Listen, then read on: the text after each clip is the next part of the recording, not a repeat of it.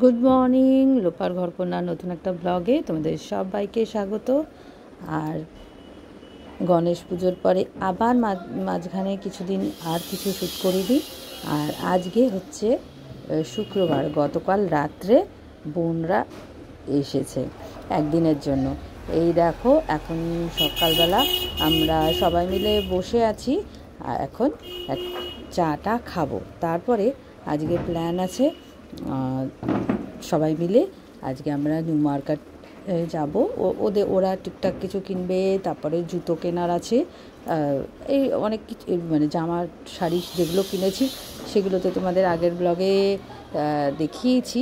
আর আজকে নিউ মার্কেটে ওর নিজের কিছু টুকটাক কেনাকাটা করবে, প্লাস আমরা সবাই মিলে সারাদিন ঘোরাঘুরি, এইভাবে আজকের দিনটা কাটাবো। তাহলে চলো সাথে থাকো, দেখতে।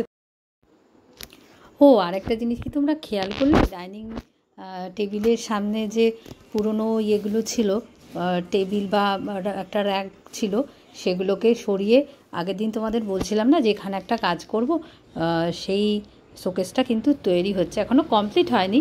পুরো কমপ্লিট হয়ে যাক তারপরে তোমাদেরকে দেখাবো। মানে জাস্ট তৈরি হয়েছে, কাঁচ ফাঁচ এখনও বসানো হয়নি, সেটাই তোমাদের সাথে শেয়ার করলাম। আর এই দেখো, এখন চিকেনটা রান্না করে রেখে যাচ্ছি, কারণ বেরিয়ে যাব।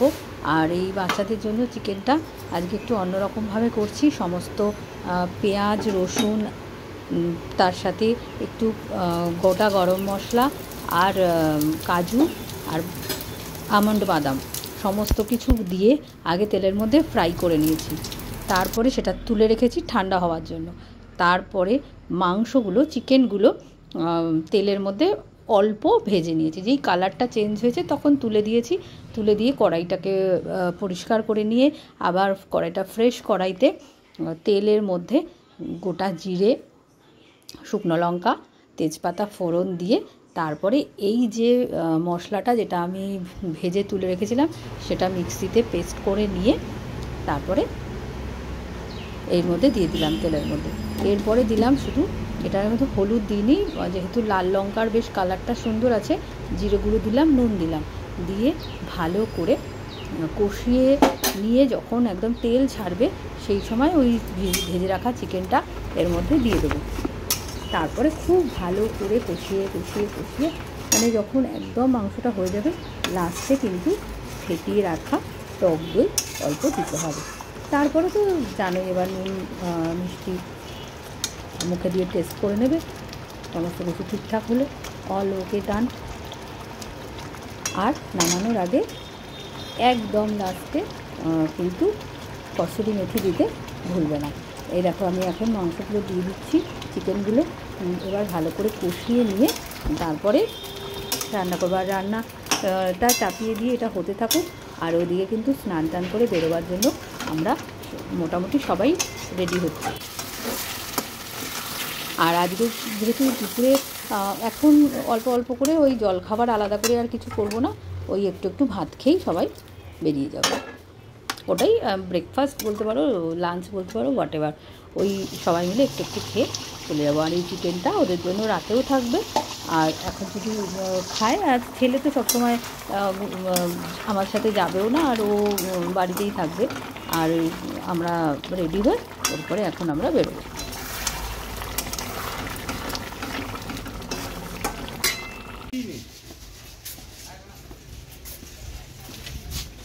গুড মর্নিং, লোপার ঘরকন্যা নতুন একটা ব্লগে তোমাদের সবাইকে স্বাগত।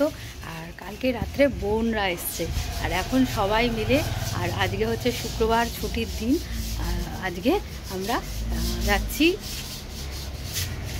কেনাকাটা করতে, নিউ মার্কেটে যাচ্ছি।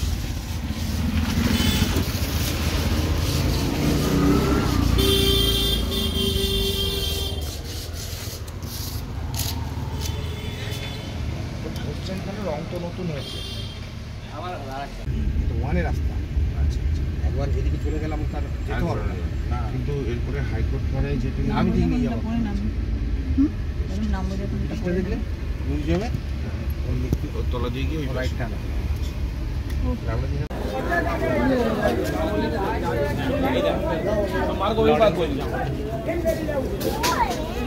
रुपये अढ़ाई रुपये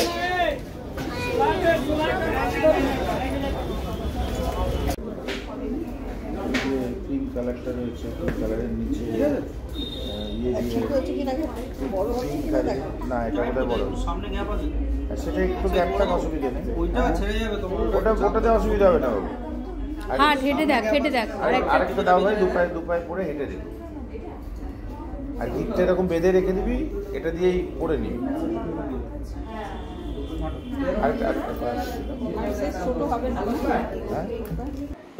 নিউ মার্কেটে কেনাকাটা করার পরে আমরা ওখান থেকে গেছিলাম কলেজ স্ট্রিটে, এবং কলেজ স্ট্রিট থেকে আমার ভগ্নিপতি বেশ অনেকগুলো বই কিনেছিল। তারপরে আমরা চলে গেছিলাম কফি হাউসে, সেই কফি হাউসের আড্ডা দিতে।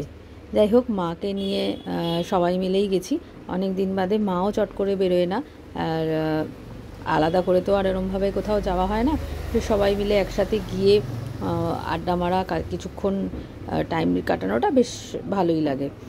তা চলে এখন কফি হাউসে এসেছি।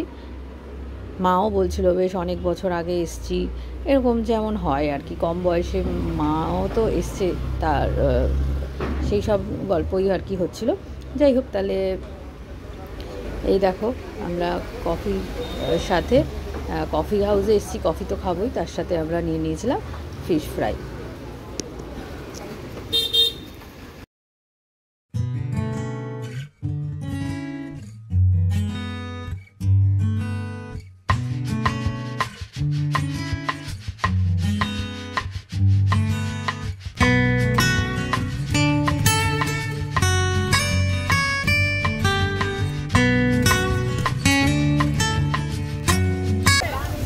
বাবা ওর গ্লোভ আছে? গ্লোভ লাগবে না, এখন কেউ গ্লোভ লাগায় না বাড়িতে। ও একটা হিউম্যান বডি নিল, ছোটো গ্লোভ রাখার জায়গা। মা বলছিল যে বোনের মেয়েকে একটা গ্লোভ কিনে দিতে, তা দেবে। তা আমি বললাম যে আজকাল আর ওই গ্লোভ কেউ ওরকম টেবিলে রাখে না। আমাদের ছোটোবেলায় মনে আছে, আমাদেরও পড়ার টেবিলে এরকম গ্লোভ থাকতো, বা ওই মানচিত্র যেটা আমাদের ম্যাপ পয়েন্টিং করতে হতো, তা সেইগুলো তো এখনও অনেক পড়াশোনার সিস্টেম পাল্টে গেছে, আগের মতন আর নেই।